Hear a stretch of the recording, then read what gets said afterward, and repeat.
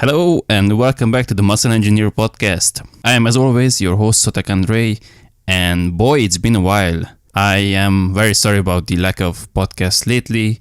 I have been really busy with work mostly, and I just frankly didn't have the time or the energy to set aside some minutes or hours to put these podcasts together. So that's why the episodes have been completely missing for the last, probably in a good 6 weeks or something like that. But anyway, guys, we are back, and I'll try to do my best to not miss any weeks going forward, and I'll try to release an episode per week for the foreseeable future. So with that, before we get into this week's episode, I have two announcements and requests from you guys, if I might call them that. First of all, if you would like to work with me, I do offer online coaching. I have been an intern under Dr. Mike Israetel, which has now unfortunately ended since Mike is extremely busy and doesn't have time anymore to overview my programs, but at least that should give you some assurance that I am not completely retarded when it comes to dieting and training. And I am fairly certain that I can offer you a very good service if you are interested in fat loss, muscle building, that kind of stuff. I do not work with competitors. I do not work with powerlifters. So if that's what interests you, then you might want to look elsewhere. But if you're interested in physique development, in body recomposition, that kind of stuff, then please reach out in any of the social media accounts mentioned. And speaking of social media, guys, if you have been missing my podcasts, you can follow me on Instagram, where I post daily, at least 6 to 7 times per day. I post informative stuff. I post funny stuff. I also have a highlight on my page, highlighting some of the results I have been getting with clients. So that can also offer you some insight and a couple testimonials from people who have worked with me previously. So check those out, and if you're interested, send me a message and we can discuss further. So with that out of the way, let's get into this week's episode, which will be a roundtable discussion that initially appeared on my buddy Abel Csabai's podcast on the Sustainable Self-Development podcast, and the topic of which was deloading. And I can safely say that this is probably the most thorough discussion around deloading you will find anywhere on the internet right now. And I did my best, and we all did our best to offer you not just theoretical reasonings why you should deload and the mechanisms behind fatigue accumulation, that kind of crap, but also actually relevant, actually useful information that you can take and immediately implement into your own training and hopefully achieve better results. So if this topic sounds interesting to you, then grab a coffee or whatever your favorite beverage is, sit down and relax and enjoy the episode. Okay, so welcome everybody. Thank you for tuning in. This, I believe, is maybe episode 99 or maybe 100 or 99, something like that, of the SSD podcast. And I recruited two buddies of mine, Sotek Andrei and Vincent Sparagna. Both of them have been on the podcast before.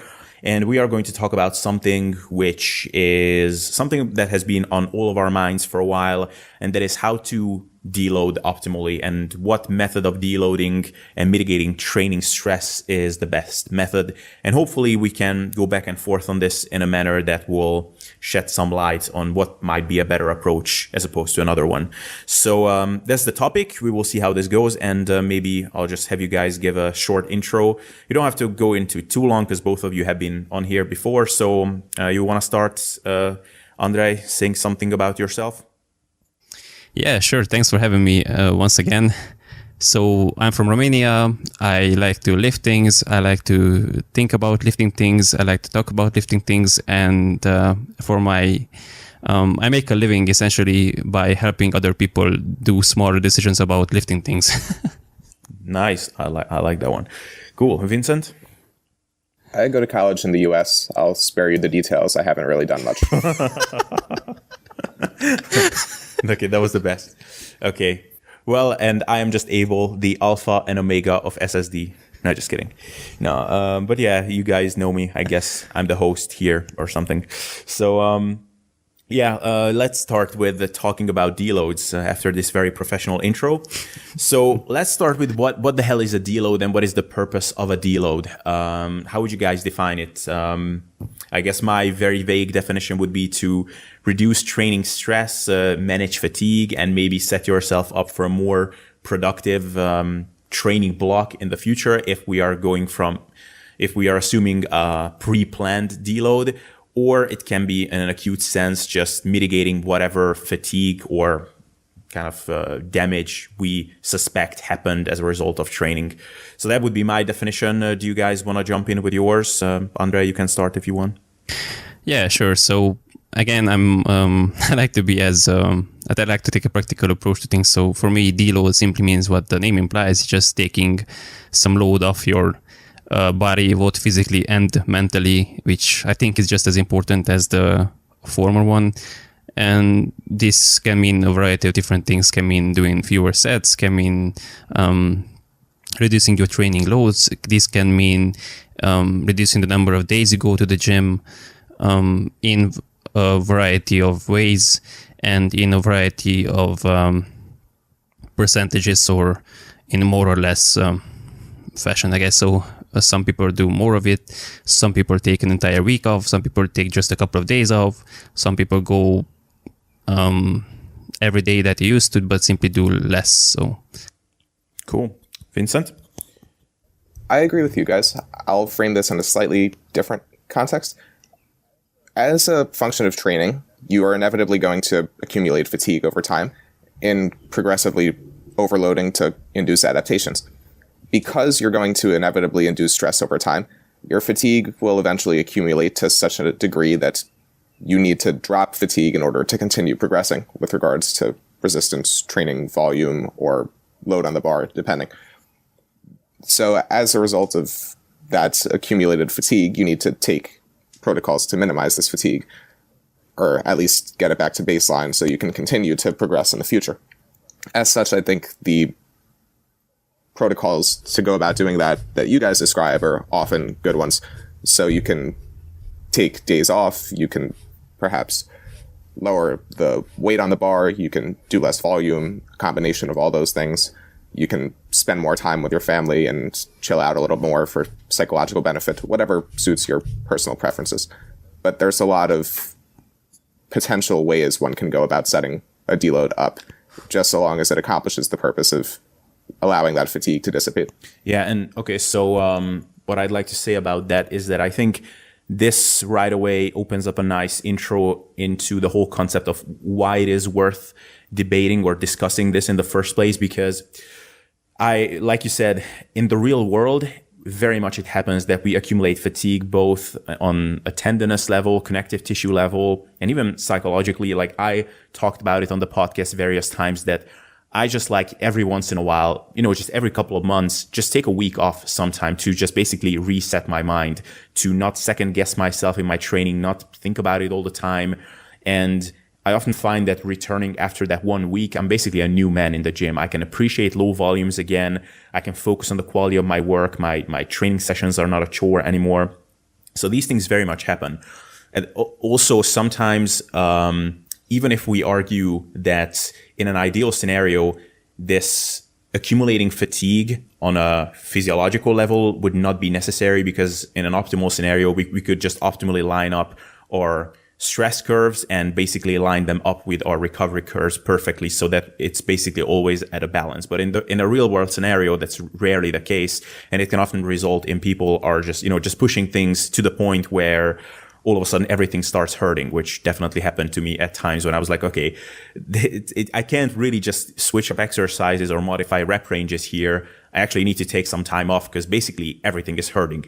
So these things do happen. So taking dedicated times to rest or reduce training stress is necessary on those times. But I think maybe let's start there. Like, do you guys think that in an ideal scenario, it would be possible to set up our training in a way that our fatigue levels never exceed our recovery and adaptation abilities? Maybe, perhaps if you had everything mapped out and you lived essentially in a vacuum, and you had as much sleep as you could want, and you had all the food available to you prepared, you had special sports supplements available, supervised by a medical doctor, you had no family and nothing, no financial stress, no bills to pay and nothing like that, then perhaps. But since I don't think that's a realistic situation for most people, then in a real life situation, probably not. Vincent, what do you think? I view the deload as just taking a break from training such that you aren't forced into one, because I agree with everything that Sotek said. There are various factors that contribute to both psychological and physiological stress, and to avoid injury over time while maintaining the ability to progressively overload in resistance training and thereby induce muscular hypertrophy or strength adaptations, deloads are going to be necessary in some form at some time. So maybe, like, to make this more illustrative, let's look at kind of one of the most common ways of doing this, which is a very classic way of, or classic model of deloading, which is training or accumulating for 3 weeks, let's say, and deloading on the 4th, then continuing, or maybe every 5th week, 6th week, something like this. So what do you guys think about this? Like, my kind of beef with this one was always that I would agree that if you're a content producer and you're giving out advice to a big audience, then you have to give some sort of a number, because some people, if you just tell them, just take a deload when you feel it's necessary, then for some people it will result in just taking deloads all the time, but some people will just never deload. Maybe I would be in the latter camp in that case. So how much do you think this could be auto-regulated in an individual basis? Like, you just train until you feel like, okay, things are starting to catch up with you. And if this happens in 16 weeks, then you deload every 16 weeks. If it happens in 5 weeks, then you deload every 5 weeks. I don't know. Do you think that there's an inherent need to pre-plan deloads on, pre-schedule them in a sense? So I think it depends tremendously on the population we're talking about. Again, if we talk about the beginners that I mostly train in person, then in that case, no. And I don't even remember, I don't think I ever mentioned to anyone the term deload or the equivalent. Because honestly, I'm sure that if trainers are listening to this, they can relate with those guys. The issue is, or the bigger concern is them actually hitting their 12-week monthly sessions, or 16, or however many they are paying you for. So in that case, if someone is training definitely less than 4, but usually 2, maybe 3 times per week, I mean, realistically, especially if they work with me or with a competent trainer, you're not going to kill them in those 3 workouts in 3 hours. So they would need. So if you do a reasonable training plan, 3 days a week, the other 4 days should be plenty enough so that you can recover. And realistically, you can never, or you should never, take a pre-planned deload, since life is going to take care of that for you. And you're going to have holidays. I work with a ton of college students, so they have Christmas vacation, Easter vacation, some other holidays when they just go home to their parents. So that's already a week off, usually, if not 2. And that's usually every 2 months, there's something like that. And there's a train coming. All right, we'll wait for the train passing. I'll sing something in the meanwhile. Let's say, what should I sing? Do you guys like Gypsy Kings? Okay, it's fast. Oh, it was quick. Yeah. So in that case, there really isn't a need for one, because life essentially takes care of it. If you talk about who is a recreational lifter and perhaps has a bit more experience and trains 4 days per week, then again, maybe once every, 8 to 10 weeks, perhaps. But then again, I think life takes care of that for the most part. So you don't really need a whole lot of pre-planned deloads. The main population or trainee which would benefit or from this kind of setup is someone who is very dedicated, essentially someone who wants to compete in bodybuilding, or who makes bodybuilding or lifting the forefront of their daily schedule. These would be guys who train 5, 6, maybe 7 days per week, more than an hour per day, maybe even 2 hours. And especially guys who also do concurrent training or hybrid training, which isn't my population, just mentioning it here, that guys who do lifting and also cycling or some sort of endurance events, in that case, managing their fatigue would be definitely a bigger priority and concern. Vincent, thoughts? I tend to have tentative deloads planned, and that's every 4 to 5 weeks for me. But I don't coach clients, so Sotak can give better advice to just the layman who's looking for time in the gym. I regulate my own training with a paradigm of about 3 or 4 to 1 loading to deloading, because I just find that happens to work for me. But everybody else is a bit different, and I could probably train more often than that relative to how much I'm deloading. But as I said, I just like to play it very conservatively. I'm more concerned with not getting hurt than I am with building as much muscle as possible. Yeah, Okay. I think... Oh, go ahead. Sorry, I just wanted to add on that with the online clients, however, I do implement deloads usually every 6, 7, something like that. So my default would be something like a 5 or 6 to 1. So 5 or 6 weeks of hard training and 1 week of deload. But that's mainly... it's a more of a preventive issue, since I'm not in their head, I'm not with them, and there are those people who, if you ask them, they will tell you, how do you feel? Oh, I feel fine, I feel amazing, and then they just, oops, my arm fall off, last workout, sorry. So, and also this is especially during this time of the year, many people are looking to drop some fat, so they are in a hypocaloric state, and that doesn't really help with recovery either. So if someone is trying to lose fat and they don't consume as many calories as perhaps would be ideal to help their recovery, then in that situation it's probably a bit more important to take regular deloads. But you mentioned at the beginning the 3 to 1 or 4 to 1. I think that's overkill. I mean, realistically, you shouldn't need, after 3 weeks, you shouldn't need a week of easy training if you just do bodybuilding. I mean, yes, if you are a quick powerlifter or someone who is just insanely strong, then yeah, but I can't really relate to that. So I can't comment about that. But other than that, I think at least you probably, if you need to deload more often than maybe every 6th week, and you're just doing regular hypertrophy training, then you probably need to reassess what you're doing with your recovery and what kind of training you're actually doing. Yeah, I mean, the thing is that I think there are just so many. First of all, I think how you touched on this, we have to distinguish between people who are, our main challenge is to actually get them in the gym and to have them perform an exercise, within maybe 3 reps of failure. If that's the main challenge, then deloads are almost certainly not necessary, because they are going to deload on their own, whether or not we tell them.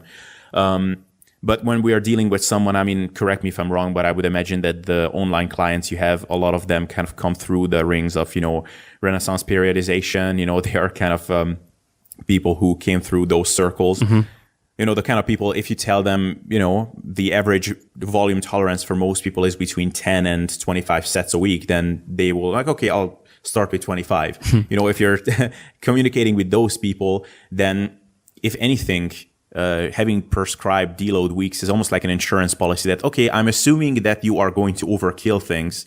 So at least if we have that 1 week of lighter training in there, then at least on that week, you're certainly not going to kill yourself. Like, if anything, for that, it's a pretty good strategy. But at the same time, I would say that, if you're pretty moderate and conservative with your training, then your ability to adapt to your training should be pretty close to what kind of training stress you're going to put on yourself. So if you're kind of targeting the lower end of that curve where you're hitting that kind of optimal volume and, training load zone for yourself, and, things are not hurting, there are no joint issues, then I would agree that if you have to deload every 5th week, then probably your training is just not sustainable in the first place.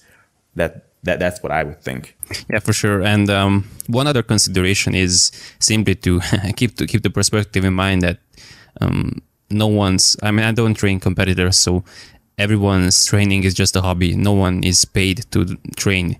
So if by every 6th or 7th week we can reduce fatigue so that they can actually remain a fully functional human being and not start underperforming at their actual job that's paying their bills, or not be forced to simply lay down after workout because they are so tired, then I think that's a good thing in the overall perspective of things. So that's one other consideration to keep in mind when deciding how often should you deload or not. Yeah. And I have some more things to say on this, but maybe it would be a good time to bring up the concept of reactive deloads. Because I think when we are talking about letting life to dictate things as opposed to a pre-made schedule dictating things, I think that's kind of at the epitome of that concept is this, that instead of having any sort of deload weeks or days pre-scheduled, you're basically letting your performance dictate when you're going to reduce your training stress. And this is kind of the philosophy that I've been brought up on. So I've been certified as a personal trainer under Menno Henselmans's Bayesian bodybuilding certification program. And that's kind of the philosophy that we've been brought up there, is that you're looking at your performance, and if you're not progressing on certain movements or movements where it's actually realistic to expect progress week to week, if progress is not as planned, then you're reducing training stress accordingly. So as an example, you've been prescribed 4 sets of squats, and according to your training log this week, you expected to squat with 100 kilos, let's say, for 6 reps. But you're only hitting 4 reps with 100 kilos. That's an indication that you didn't recover. And so you're just going to do speed work for the remaining sets, or even just skip your remaining sets altogether and move on to the next exercise. And you're selecting a couple of main compound lifts on which you're gauging your recovery this way. So maybe squats, bench presses, Romanian deadlifts. And you're basically letting your volume to auto-regulate itself this way. So what do you guys think about this concept? I'll give my own thoughts once I've heard your take on this. So whoever want to go first? I think that reactive deloading is a pretty good approach. I think it depends on the individual more so than anything. From a perspective of purely managing fatigue and recovery, I think it's a great idea for those who want to maximize muscle growth, and that's their primary goal. Because you need not have a pre-scheduled deload in your program. Fatigue is very individual, and it fluctuates with life circumstances. As such, you manage it as it comes with reactive deloading, and I think that is probably a fine approach. As Sotek mentioned, life throws its own deloads at you in many cases, and especially if you're going to have those issues crop up where you just can't go to the gym for a week or so, every 2 to 3 months, then reactive deloading in the interim is certainly a viable approach. But with that in mind, I think pre-planned deloads can still be beneficial, because it's not as if the two are mutually exclusive. You can reactively deload just for extended periods of time and still have pre-planned deloads going forward for certain muscle groups. For example, if you've been training a muscle group for 8 months or something straight and you're really thinking, wow, I haven't needed a reactive deload, there's something wrong, then maybe you just take one because it's not going to hurt very much. It depends on the circumstances and the individual, as well as the goals, but just because it's not always necessary, it doesn't mean that a deload can't be beneficial, because we aren't necessarily certain on the recovery time points for ligaments, joints, tendons, and any specific individual's ligaments, joints, and tendons at that. So for purposes of injury management, while it might be optimal from a perspective of muscle growth to continuously train all the time and just reactively deload only when necessary, I think it's too reductionistic to look only at the muscles for any extended period of time, assuming you don't want to run into injuries at all in your training career. The degree to which you're willing to risk injury is, of course, dependent on the degree to which you want to maximize muscle growth. But I take deloads relatively at a rate higher than you guys would recommend, because I play it more conservatively. And it's worked. I haven't been injured in my career, but I'm also not the biggest guy, so. Yeah, so it's always kind of hard to give clear-cut, definitive answers when we talk about general concepts. I definitely agree that safety should be paramount, but I think for that, ensuring proper execution and good exercise selection and knowing what to do essentially, and picking exercises that fit your body and not trying to fit your body to certain exercises, like so many people try to do. I think that's going to be the most important factor for longevity overall. I haven't really been injured either, so there's that, and I definitely don't. I probably deload less frequently than you, Vincent. But I also, if I might give my personal example, I train 6 days per week most of the time because I'm at the gym anyway, and I like it.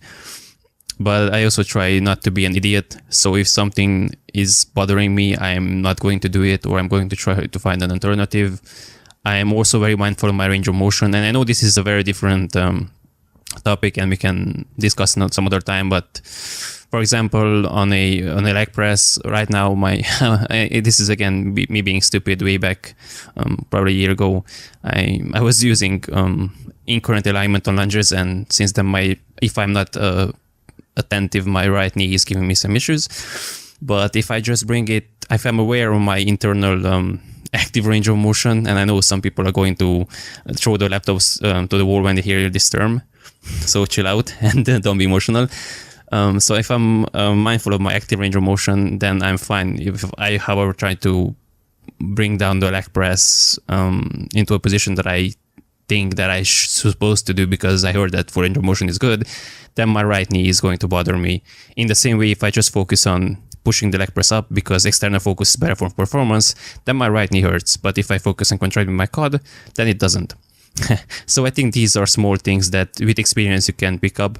But other than that, I can't really talk about joints and ligaments and all that and their recovery times, because I'm not really well versed in that topic. I know that it's longer than muscles recovery time for sure. However, unless you are really, really strong, so I don't know, squatting more than twice your body weight for reps, benching maybe more than 1.5 times your body weight for reps, deadlifting 2.5 times, maybe even 3 times, then yes, probably you need some more conservative deload times, and by that I mean more often. But if you're just a regular gym goer who has respectable but not insane strength levels, and you actually focus on doing quality work instead of doing endless amounts of sets and keeping the parameters of execution in mind, then I think reactive deload is going to be a decent choice for most people, with potentially, like Vincent said, this potentially combined with a week of easier training, I don't know, once every couple of months. I think one distinction to highlight, or maybe two, between our situations are that you're in the gym anyway for much of your training. So with that in mind, because you're coaching people, it makes more sense for you to deload less often, because that's just time you're going to be sitting in the gym and not be doing a ton. I wouldn't be going to the gym as much, or I wouldn't be spending as much time there if I were to take a deload, and that would be time spent doing other more productive things. So the deload would not just benefit my training in that sense, it would benefit the rest of my life because I'd be more productive that week. But it, again, comes down to goals in that sense. It matters. Yeah. How much do I care about being productive relative to how much do I care about training? Yeah. And how often you deload can also reflect how much you value being productive in that sense. Yeah, I mean, that's kind of a different perspective, although of course relevant. And the one thing I'd like to add on reactive deloads is that I think that I having used this approach and not having used it, I can definitely tell you from experience, and I don't think that Menno, for example, who came up with the whole concept, just using performance and whether or not you have hit a PR as a gauge of, okay, do I need to reduce training stress, by itself is not enough. So, I've definitely, and I think all of us can tell you the same thing, that we have all hit PRs in the past when we were sleep deprived, felt like shit, and our joints hurt. That doesn't necessarily mean that we wouldn't benefit from reduced training stress. So I think that if you take into account things such as, how do you feel, of course, it takes knowing oneself. It can be taken too far. But, if you're sleep deprived and you feel like you're just not present, maybe that's not the best day to go there and try to hit a squat PR, for example. Maybe a very, very experienced lifter whose technique is 200% dialed in and will never make a mistake. Maybe they can afford it. But for us mortals, maybe it's just a better call to just switch up our training a little bit on that day and do some of our lighter accessory work, which are, less risky, those sorts of things. Or maybe if you just have a hint of a doubt, like maybe my knees are a little bit off today, maybe I shouldn't do knee dominant, quad training today. If you take these things into account, then I think an acute mitigation in training stress can be a good strategy. But I think if someone gets into the mindset of, okay, I'm just going to abort sets if I actually fail to hit a PR, that might be problematic because, what if you have an injury in the making? Your tendons have been getting incrementally more pissed. Your elbows are hurting. And you go in there like, okay, I'm going to try to hit a PR on weighted chin-ups. It's like, okay, I did my first set. I didn't hit my PR, so I'm going to abort the next sets. Well, it probably wasn't still very good that you tried to hit that PR in your first set and you did a heavy set of 6 with super heavy weighted chin-ups when your elbows were hurting. So, you have to apply some common sense before you start using this sort of auto-regulatory method. That would be my take on this one. Yeah, for sure. Can I just add 2 things? So first, what Vincent said with regards to time management, I definitely agree. But in that case, what I would do instead is eliminate the need of taking the frequent deloads. So I wouldn't do as much stuff in the gym in the first place. Because usually the people who need frequent deload are the guys who, and I really kind of come to dislike this approach of, and I know Mike is not really to blame, but improper implementation of this people, and I've had messages like that in the past, people who try to deliberately overreach and they already have this planned out that I'm going to do this many sets on this week and this many on this week, and then I'm going to just crush myself on week 5 or week 4 or whatever, and then I'm going to take a deload. So instead, if your time is precious, and I'm sure everyone's is, I would just do fewer sets, fewer exercises, focus on quality, and not create as much recovery demand, and that would probably mitigate the need to deload that frequently. And what Abel said, I definitely agree, but I think it can be summed up with just not being an idiot. So, like you said, if something feels off, just don't be a retard and don't try to push things that day. And I also think that there are a couple of things you can do to test your readiness that day. You can use things like sleep the previous night, consider how much you slept. For example, if I slept 4 hours, sure as hell I'm not going to try to push for PRs because I know I might be able to do it, but then I know my recovery is going to suffer down the line for the subsequent days and weeks perhaps.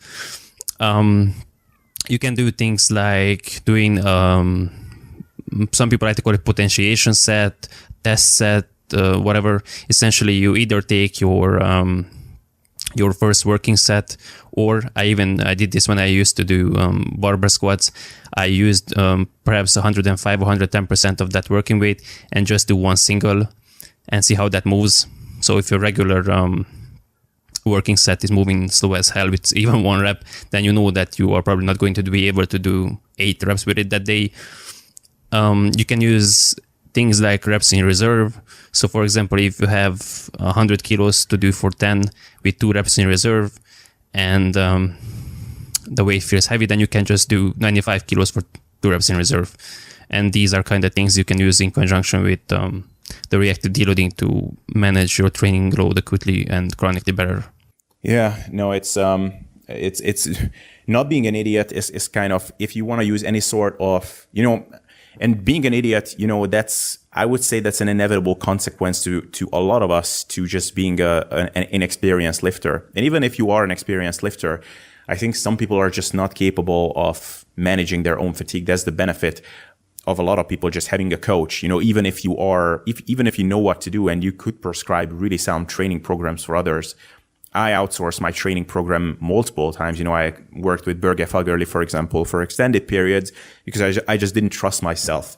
And, when he put together a training program for me and gave me the guidelines, I was like, yeah, I could have designed this training program myself, but having it given to me and having kind of a black and white answer, okay, this is what the coach says, this is what I'm doing, just ease my mind.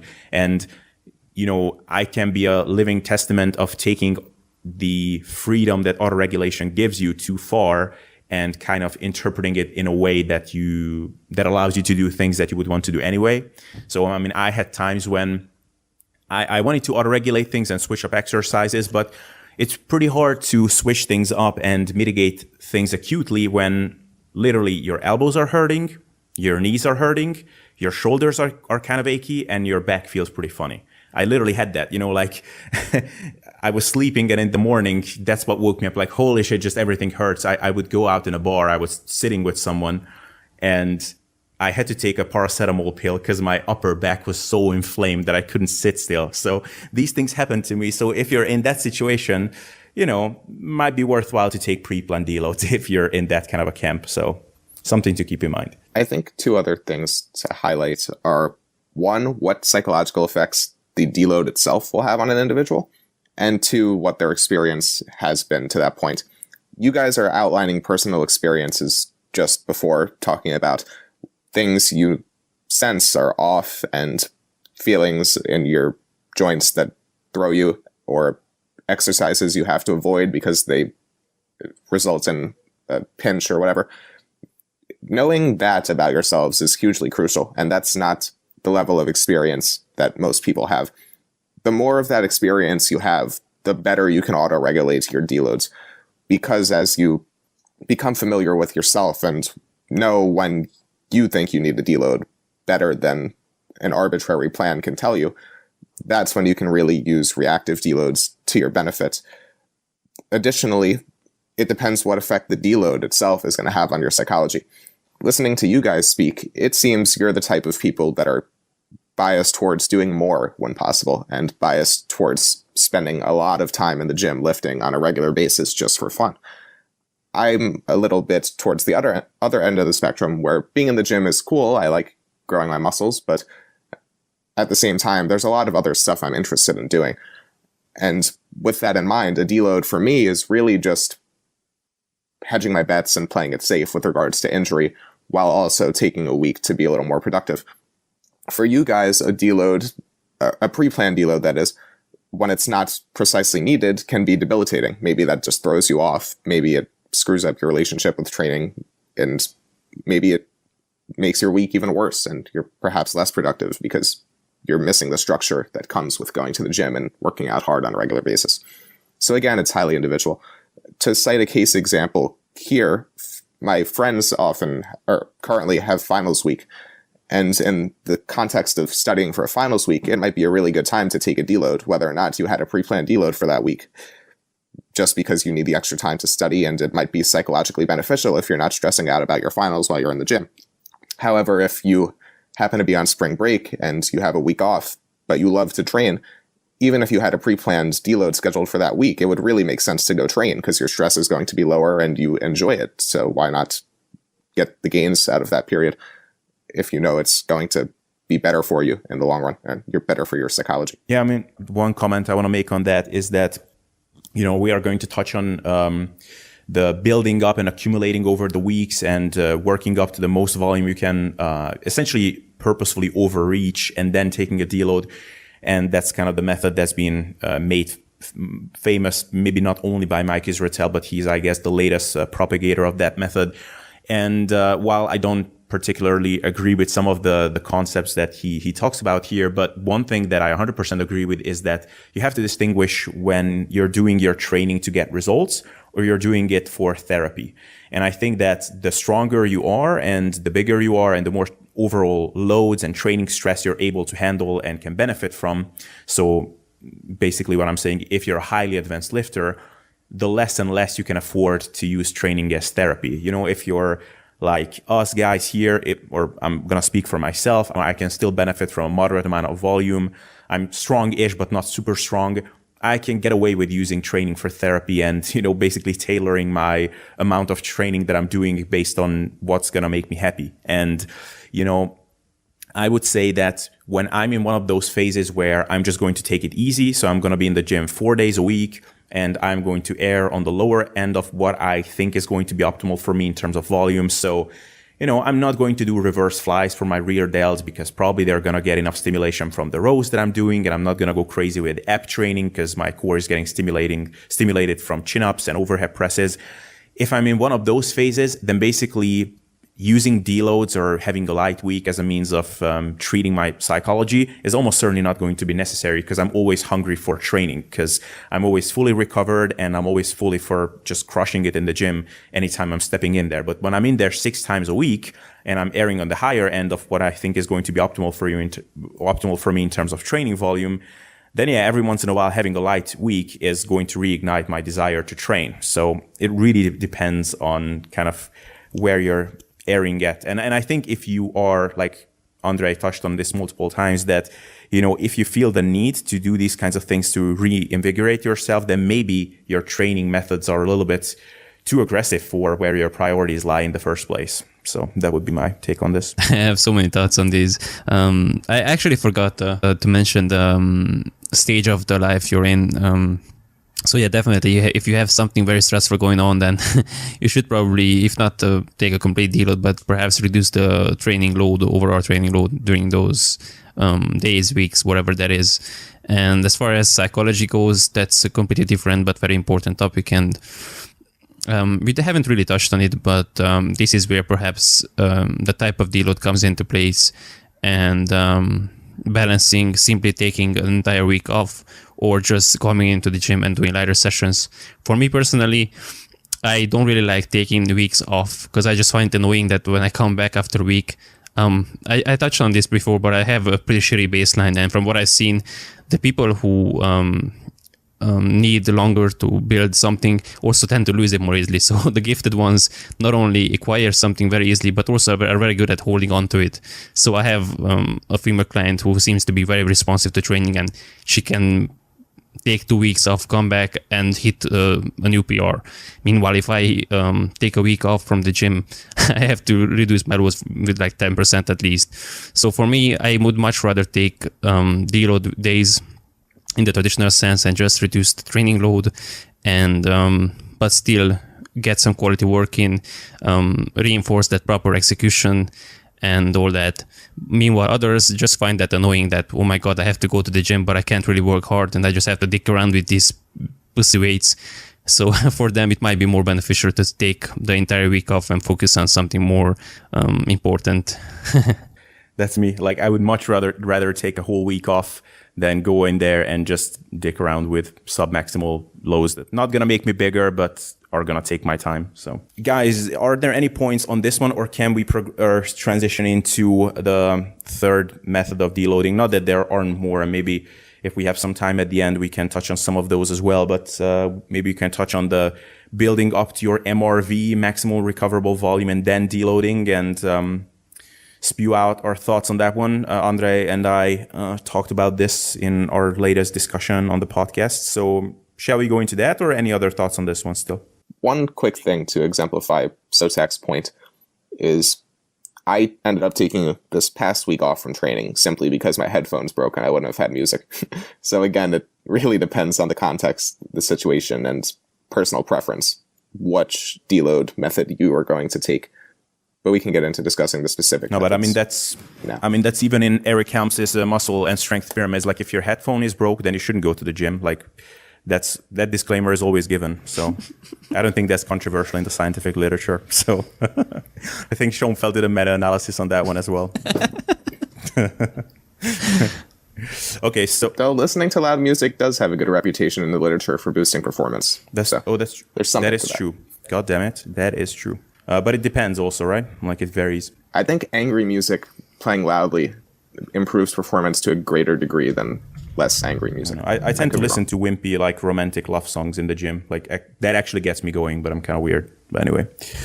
So, Okay, let's talk about this building up to your maximal recoverable volume thing. So a 30-second recap of the concept. We talked about this a week ago or whatever this comes out. So not going to go into it too much, but basically you're starting out with your so-called minimum effective volume, so the least amount of volume that could potentially elicit or probably will elicit some gains. And you're also starting out further away from failure. So kind of submaximal training. And as the weeks go on, if your recovery is on point, then you're adding in sets and you're adding in more and more volume. So basically you're using volume as a means of inducing progressive overload and increasing training stress. And you're also getting closer and closer to failure. So you would start out with something like 10 sets, and then week 2, 12 sets if all goes well, then 14, 16, and maybe at week 4, you're up to maybe 20 sets. Then you're really close to overreaching or even potentially going into functional overreaching. Then you're taking a deload and then recycling and starting out with 10 sets. Like I touched on this in the last episode with Andre, I think it's pretty hard to discuss this method of deloading without actually discussing the actual method of progression, how valid that is. Because in this case, for sure, I mean, if you're going to push yourself to the max and you're going to push yourself towards overreaching, then for sure you are going to benefit from deloading. But the question is, was that method of progressing, valid or warranted in the first place? So whichever one of you guys want to take this away. I'm not sure I have a ton to put in here, but I guess I'll discuss my training progression method again in most cases with regards to volume. I tend to err towards using a set range and auto-regulate how many sets I do within that range. The minimum of that range is the amount of volume that I think I need to grow at minimum, and the maximum amount of that range is the most I think I can benefit from doing. I auto-regulate between how many sets per muscle group per week I do based on how I feel on my given sessions. And with that in mind, much of my training is already auto-regulated in that sense, so I'm implementing a lot of the deloading methods you spoke to earlier with regards to how do you feel and how are you progressing. In addition to that, I have the pre-planned deloads that I shuffle in, but it doesn't necessarily have to come after a period of overreaching, and it doesn't necessarily need to come after my period of highest training volume. It comes pre-planned just because I'm doing it conservatively.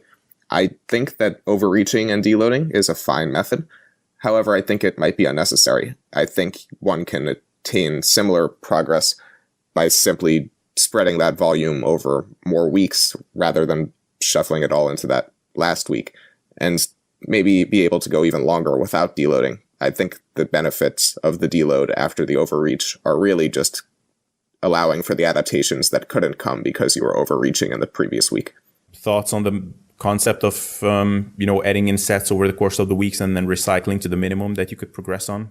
As I said, I'd like to use a range. I don't think it necessarily matters how you distribute volume week to week. I think session to session is much more important, and managing fatigue and recovery on that micro level is probably more relevant than microcycle to microcycle variations in volume. But I think that accumulating volume in that fashion is a fine method. I think you can perhaps benefit from eliciting the repeated bouts effect earlier on when you're doing lower volume and progressively increasing it. Thereby, the last week of your training is the highest volume, but also less damaging per set because you've elicited the repeated bouts effect. Cool. Mr. Sotak? Yeah, so when it comes to the whole MRV and overreaching, my thoughts have kind of changed and evolved on it during the months and I think years since it has come out. Initially, I was very enthusiastic about it. I think that was back when I was a college student and I had way too much free time and I wasn't really valuing my time because I wasn't really paid for it. So way back then, I was a bit more of a fan of their practical implementation. In the theoretical sense, again, I think the concepts Mike outlined in his book are definitely valid and interesting, and I think most people should at least read them just for some intellectual, just to spark some thoughts in their heads if they are interested in this kind of deep dive. Now, in a practical sense, I'm not sure that for most people who are going to listen to this Because, and by the way, this is really funny. I always get these kind of comments in the gyms that when I log my workouts or something like that, well, the biggest guys and the most gifted guys don't really care about these kinds of details. Like, I'm not really convinced that Phil Heath or Big Ramy is mapping out his MAV or MRV or MAV, and he's trying to progress through that. So that's one aspect. And on the second, I guess what I'm really trying to say is that if your genetics aren't great, then you're not really going to be able to change a whole lot by implementing this detailed progression method. On the other side, I think that most people, again, they have bigger things to worry about. So I think most people just, the quality of their work is so shit that simply fixing that is going to do much more for them than worrying about the progression method they use. So I think having huge fluctuations, like you said, doubling or perhaps even more your sets, so starting from 10 and going up to 20 or even 20 something, I think that's insane for most people. Perhaps it is a place for some really, really, really advanced people who have been lifting for like 25 years. Maybe they are 40 years old or something like that, and they are really at the top of their potential. Then in that case, perhaps. But I've seen way too many people who have reached super impressive physiques, and they have not really done this kind of programming. So I'm not saying it's not valid. I don't think the potential returns are worth the potential risks and harms. And as far as the overreaching phase, again, we don't really have much scientific evidence to support this, and it doesn't really make much sense that your body would just give you a whole lot of muscle, extra muscle mass by beating up yourself. I mean, if people like to use the suntan analogy that while training is like a suntan, then this would be the equivalent of just going out into the sun 6 hours, then just retiring in your room for a week, and oh my god, I'm just going to get so much more tanned. I mean, we all know that what's going to happen is just you're going to get burnt like crazy, and you're just going to lay in your bed and just pray that this whole thing goes away. It's just going to be super, it's going to hurt so much. So again, from a practical sense, I don't think it's necessary.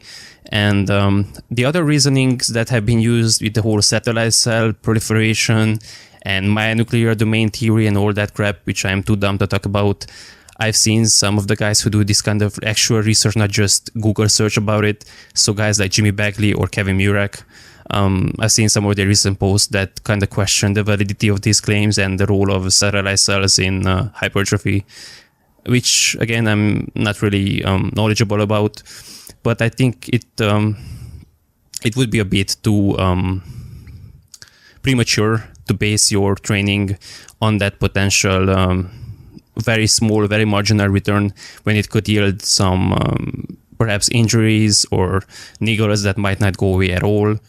And balance and this plus the poor quality of work that most people do, I don't think that the approach is worth taking for most people. And sorry for the long-winded answer. There's also a psychological negative to overreaching, because anybody who's done it knows it feels like complete shit. At least for that week it will. And it probably carries over outside of the gym as well. Or at least when I last did so, it did for me. You'll be extremely sore if you're doing a ton of volume. And you'll probably be a little frustrated because your training is really the center of your day. And that's going to occupy much of your mental energy. If it has already, then maybe that's the right approach for you. But for many people, it's a change with regards to mindset around training that isn't certainly beneficial or isn't certainly good. So I have two issues with this building up your volume and then overreach and then deload and then recycle. One of them I mentioned in the last episode with Andre, but just the whole concept of your volume tolerance and how much volume is best suited for your current recovery capacity at the moment changes that quickly. So like 1 week you benefit from 10 sets and then just a couple of weeks later you need 20 sets to further progress. I think even if your volume tolerance changes rather rapidly, it would take, I think, a much longer time I certainly could be wrong, but that's what kind of makes me skeptical. And then you deload for 1 week, and then all of a sudden that's 10 sets, which is like whatever, a half of what you've been doing a week before, is once again an effective stimulus. That's one issue. The other one is, you, Vincent, touched on practical considerations a lot. Talk about impracticality in that sense. If you're using something like a reactive deload, or using even pre-planned deloads, but you let that come whenever you kind of feel like necessary. So maybe you could take it every 5th week, but if you feel good, you could take it every 10th week even. If you're using this kind of a progression method, then your lifestyle have to be pretty much damn 100% dialed in.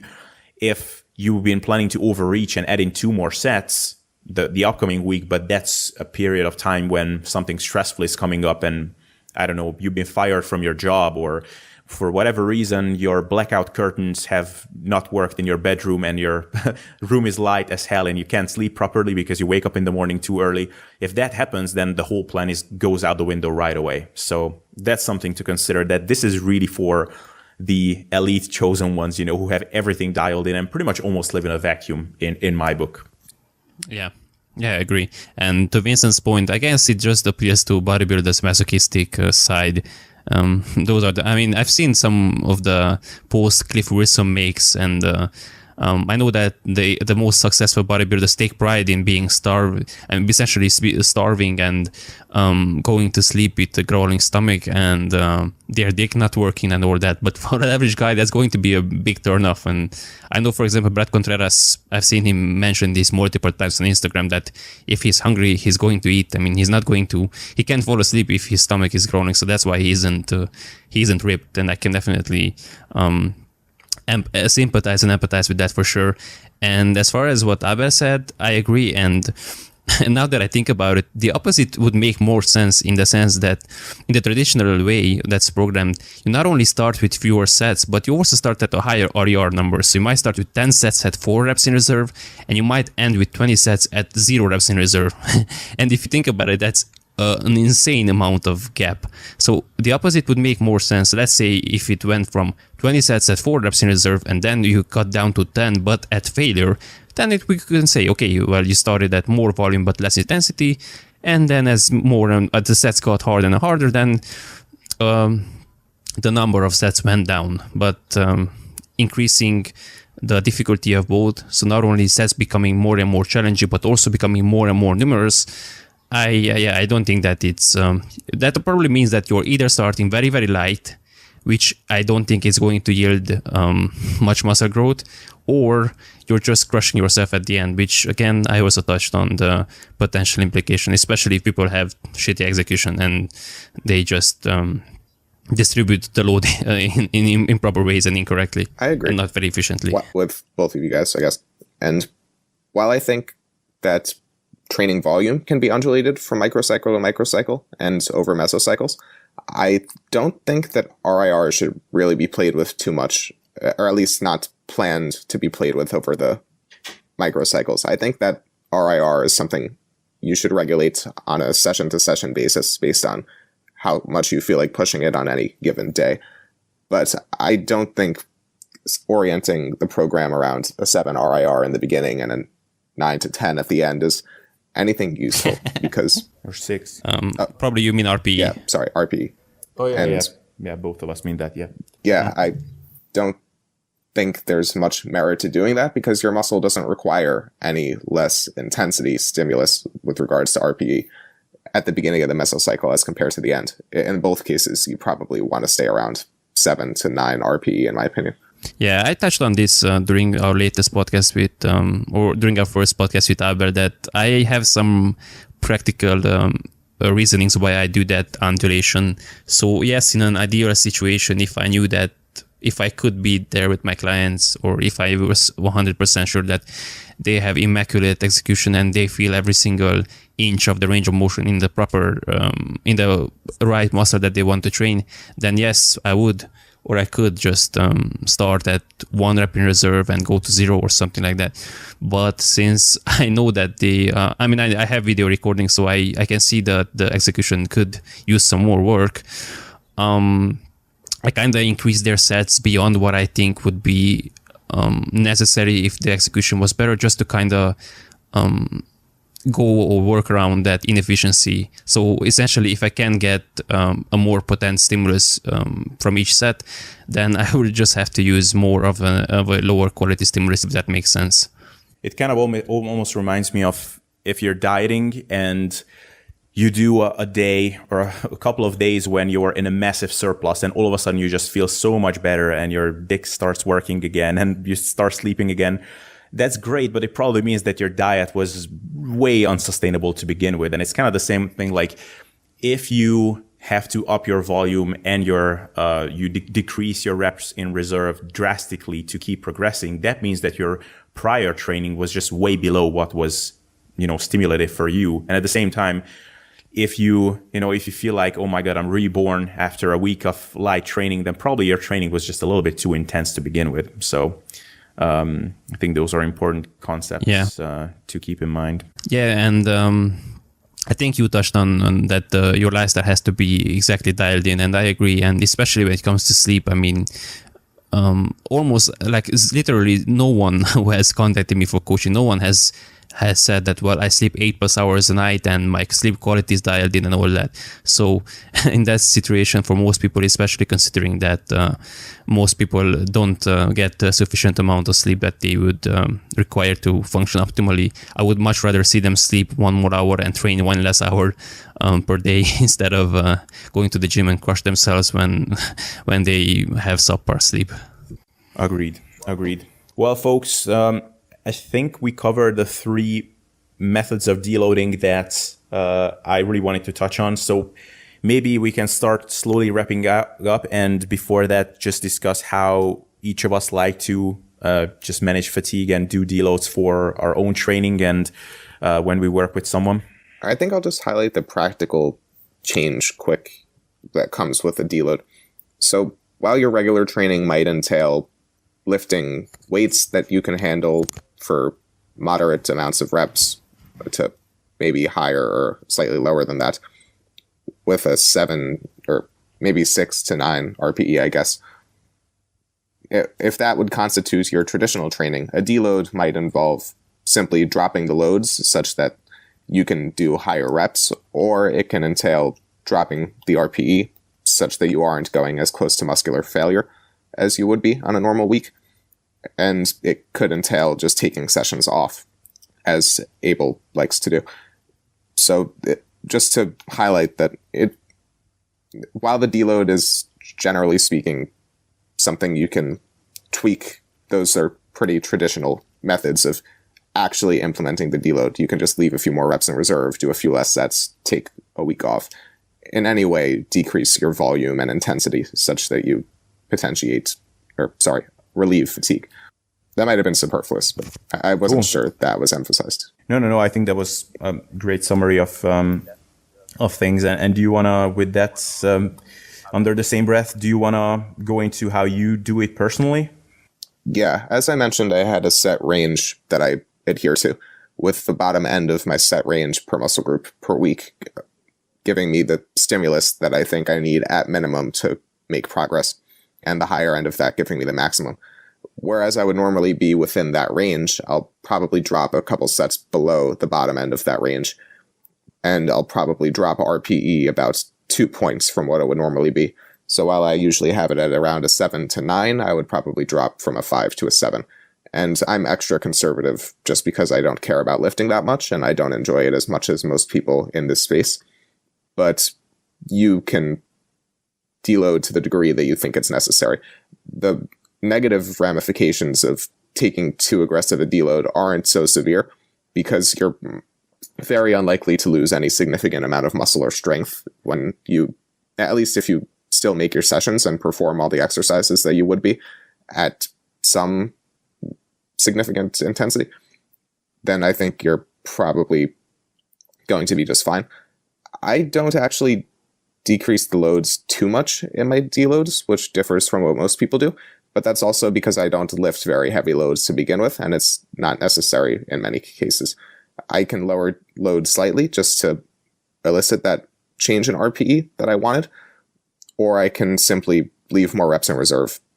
But I tend to err on the side of leaving more reps in reserve just because I'm not lifting very heavy loads to begin with. So I don't think it matters a ton. Heavier people or bigger people that lift heavier rather can benefit from decreasing load to a greater degree than people who can't lift quite as much and aren't stressing their joints as much. But I think the primary issue is decreasing volume and decreasing intensity with regards to reps in reserve more so than load on the bar precisely. Cool. Mr. Sotak? Yeah, so I'm going to outline kind of what I do, and I guess people can take a page out of that if they want. So what I do, I mean, these days I hardly really do more than 4 sets per exercise. So I usually drop that back down to 2. So usually most exercises are somewhere between 2 and 4 working sets, and that goes back to 2 working sets per exercise. And then I drop back the weight a bit, and essentially I drop it back down to the highest weight I can maintain an immaculate execution on. So something I would rate it at least an 8 on my own subjective 1 to 10 execution scale. And I am really mindful of maintaining my joints where they need to be. I'm really mindful of going to the end ranges of my own range of motion, but not exceeding them, really feeling the target muscle. And when I start to fatigue and when the execution starts to degrade, then the set stops. So that's probably a good 3-4 reps in reserve, something like that on compounds, maybe 2, something like that on isolations. But essentially, it's the same what I do on regular weeks, but a bit less of it, a bit lighter work, and a bit even more emphasis on execution. And that's what I would recommend most people do. And I've seen on some blog posts, I think it was on the 3DMJ blog, that, well, just be mindful or be careful that during your deload, you don't start doing things like slowing down the tempo, so now you actually create more muscle damage and all that. And my objection to that would be that if simply by controlling the weight like I did, like I'm not recommending to do 10-second negatives. I mean simply controlling the weight and not just dropping it down. So that might be 2-3 seconds, something like that. So if simply controlling the weight causes you to become sore and causes extreme muscle damage, even with less volume that you're used to, then just simply means that on your quote-unquote regular lifting days, your control is just non-existent or is very suboptimal. So I would work on that in the first place. One thing I forgot to highlight is that I keep exercise selection the same as pretty much for the duration of my program. I haven't swapped exercises in some time for most movements. And just to highlight that, because I think in the approach you highlight, in which volume accumulates over the weeks and culminates in a deload, I think in the fashion that is traditionally pitched, it's recommended you change exercises for the deload. I don't think you should change the exercises at all in training. I'm just not sure it's necessary. And for purposes of minimizing muscle damage, it tends to work out better with regards to eliciting the repeated bout effect if you never change your movements. I think you should keep a movement in your program and just use the same movements in your program, because that allows you to better gauge progress over time. If you can lift more with all else being equal and exercise selection included, then you know you've progressed. And I think that's a better way to go about gauging progress than, for instance, changing movements and not necessarily knowing that you're stronger, but trying to infer that you're stronger.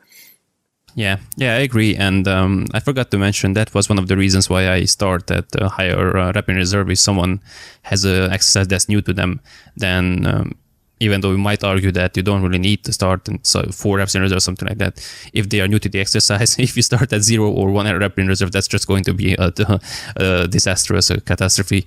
So yeah, but yeah, definitely. I don't think that you should arbitrarily replace exercises. There are a couple of reasons why you should. Improper. I mean, exercises are not perfect, so in an ideal world, you would keep them in, but since you are limited by the equipment available and all that, and psychologically can be refreshing to change things every now and then. But then this is a completely different podcast. We can discuss some other time. Yeah, I completely agree with the switching up exercises point. And yeah, but actually that would be something cool to dive into later, because that's also something that I tend to think about. But yeah, so I'm just going to tell you how I like to do it, because like I'm one of those guys that I would rather take a week off than dick around in the gym. So what I'm doing is I am doing autoregulation in general exclusively, but with the caveat that I by now know myself pretty well. Like I know my body. I know when something is about to flare up. I know how, little niggles in the making, how that feels like.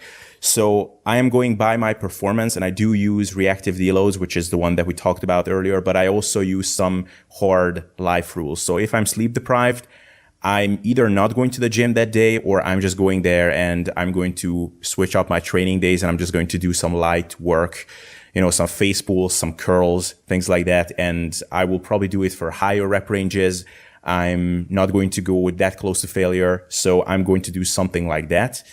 I also have the reactive deload in place. So if I'm falling short, so if let's say not only did I not progress in weight, but I even dropped reps, I'm just going to abort subsequent sets. So I do these kinds of things. And every once in a while, because inevitably, just because I have certain sensitive body parts, for example, my knees or especially my elbows and my shoulders are what tend to get flared up inevitably, almost regardless of what I'm doing.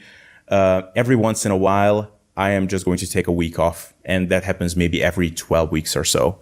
And I find that that's not only a really nice way to mitigate joint stress, and I just come back feeling so much better, but also just psychologically. It just forces me to do new things with my day and reprioritize things that might have suffered, because I always had that 2-hour gap in the middle of my day when I did my training session. And when I return to the gym, I just feel like a beast wanting to take over the world. So that's how I do things. And when I'm working with someone, so these days I've been coaching some people, and most of them were pretty darn gem pop. So for them, basically the issue is almost always just trying to get them to lift closer to failure, like not bitch out when lateral raises start to burn a little bit. So I've been dealing with these kinds of issues a lot. So deloading is not something that I had to think that much about in those instances. But I think that if I had a really good hands-on kind of relationship with someone who was really motivated and was willing to push themselves in the gym, I would probably institute something similar to what I'm doing with myself. So that's kind of how I'm currently doing things. But I may change my perspective in the future. I think Abel's comment highlights precisely why the individual consideration is very important when determining how you should go about deloading. Because while taking a week off from the gym isn't likely optimal with regards to stuff like the repeated bout effect and maintaining strength adaptations over that time period, it is optimal for Abel psychologically, because that just reinvigorates his desire to train and ultimately keeps him in the gym better for longer. So yeah. And just to make it clear, I would not recommend that to other people. So I would use the autoregulatory approaches with other people, but I would not. It does happen sometimes. So for example, it was not a client, but just someone reached out for help not that long ago. And they said that, or the girl said in specific, that she was just feeling burnt out in the gym. Her knees were beating her up all the time. And she would just love to have a bit more of a social life. She just doesn't want to spend that much time in the gym. And in that case, I didn't recommend, maybe add in some katsu leg extensions instead of squats and mitigate your knee pain that way. When I heard that she has been feeling burnt out in the gym and she just doesn't want to be there anymore, I just said, you know what? How much time would you be comfortable taking off from the gym? And she said, well, 4 days. And I said, okay, you know what? For 4 days, don't be in the gym. Go back after that and then do the modifications with the exercises and all of that stuff. So occasionally I do recommend that, but I also don't think that that's optimal as a regular strategy for managing training stress, just to be clear. To touch on something I think we overlooked, perhaps this is a bit late, but what do you guys do with cardio when deloading? If you do cardio at all. I don't do cardio, so that didn't dawn on me. But I'm not really a huge fan of formal cardio for various number of reasons. Mainly because people tend just to beat themselves up and then just lay in the bed more, and they might usually end up burning even fewer calories than you would have otherwise. So I always encourage people to just do regular activity and try to hit 8,000-10,000 steps if possible per day. So I would still like them to keep that up, but otherwise, no. And one other aspect, we didn't really touch on nutrition, but I mentioned previously fat loss and deloads. What I like to do in that situation is also bring up calories to maintenance. So you're not only benefiting from reducing the training load, but also the mental stress of dieting and hypocaloric states and all that. So that it can essentially serve a two-in-one purpose of diet break and training deload. I actually slightly disagree with that second part. You can go, Abel, if you want, but I can. Well, I'm going to be really quick because I basically agree with that 100%. With regards to cardio, I also just recommend being active. Maybe just go for more walks. Just find ways to be generally active. And nutritionally, the only thing I would say is that for me personally, at least, I find this to be one of the best ways to just re-normalize my eating behavior. Not that it's distorted when I'm training or anything, but I just get into the whole, whether or not I'm hungry, I train, so I should have the big post-workout meal. And oftentimes I just find that it's just an unnecessary way to rack up calories, but it's just so easy to get into that habit. And oftentimes I feel like everything just works better when I take, either a complete week off or just some lighter period, that those things just get completely re-normalized. But yeah, otherwise I would agree with Andre there. Concerning my stance on cardio, all I do for cardio is walks around casually to music and sometimes basketball to music if I feel like it. But otherwise, I think any time I spend in the gym specifically is time I should spend working out because it's simply the most effective way of getting the results I want from my training without killing my time. That said, the point I disagreed with Sotex a bit on slightly is that I don't think you need to bring calories up to maintenance for a deload. While I think it's an okay approach, I think it's fine. I tend to err on the side of increasing training volume for periods of higher calories. So especially if one is on a diet and they're upping their calories for any given week, I think that should be a higher volume week of training because that's when the calories can best benefit muscle growth and that's when the client is most psychologically apt to have productive resistance training sessions, in my opinion. I don't think it's a harm to slightly increase calories for the deload week, but I think the prospect of, I'm going to lose muscle because I've taken a deload and I was still dieting a bit is overhyped in many cases, especially for resistance trainees who can easily get the muscle back if they did lose anything more than glycogen for the week that they were deloaded and still dieting. Then perhaps that's worth increasing calories a bit for, but I really think that is oversold. And I think in most cases, you want training or higher volume periods of training to coincide with higher calorie intakes. You can feel free to respond to that, though. Yeah, so in a vacuum, in theory, I would agree with you. However, I have two reasons why I not do that. So one is that very often when I have, especially online clients, I know in advance when they are going to have some events or something like that. So we kind of work back from that date, and that's how we plan around the deload. So if someone has a vacation or a bike ride or a hike for 5 or 7 days, then it's much easier to say, okay, just try to eat around maintenance, try to hit your protein, and not worry about trying to remain in a hypocaloric state when being with your girlfriend or family or something like that. And the other reason is that if I'm not doing the whole MRV thing, so not trying to have huge fluctuations, then I don't think that it's. It sucks to train during a hypocaloric state, but I mean, what can you do? You have to be in a hypocaloric state sometime. So that's why I do that. It's more of a practical implementation issue, a practical concern. Very fair points. I neglected the part about the client who happens to be on vacation or whatever, because as you mentioned, the context is extremely important. In my case, it makes sense to have higher volume during higher calorie periods because I use the set range in my training. And during hypocaloric weeks, my set ranges might be more so towards the lower end of what I think I can handle because my mood might be less apt for more training. Whereas on the higher calorie weeks, because I won't be on vacation or anything, and because I'm not extremely worried about it, then I can probably feel better and just do extra volume in the gym. But yeah, you make great points about for the individual clients, it might make more sense to, in fact, just up calories to maintenance and not worry about dieting for a week.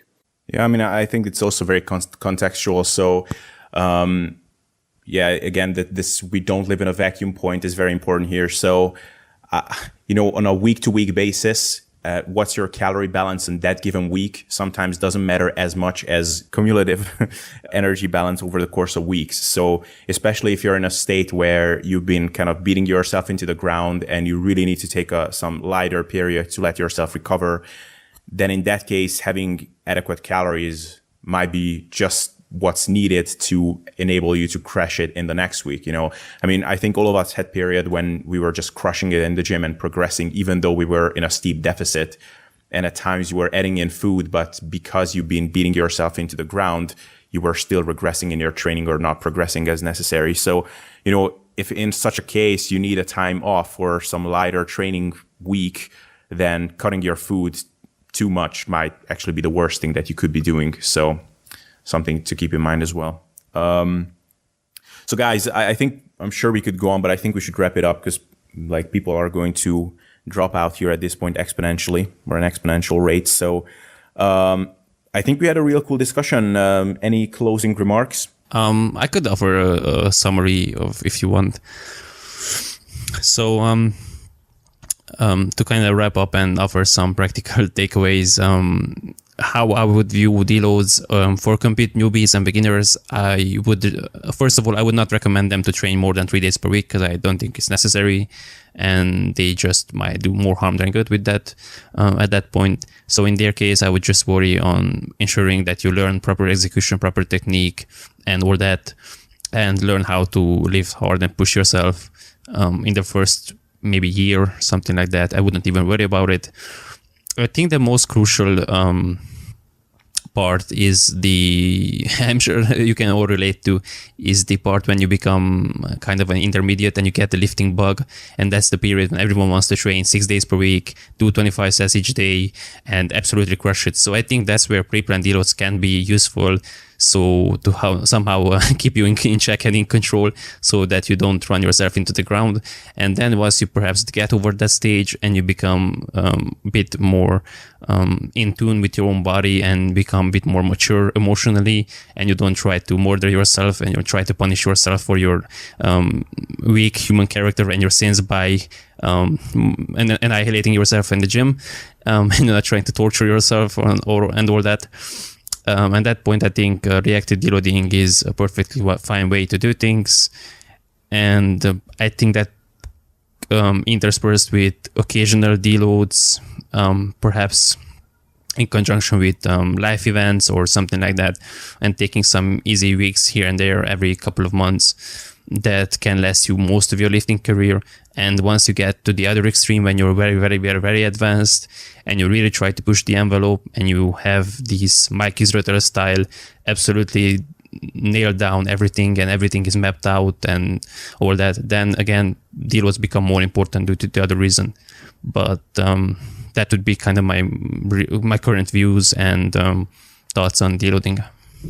Agreed with Sotek, and I think the major point to nail home here is everything in context with regards to deloading. It's entirely dependent on the individual and which approach is going to be best for them.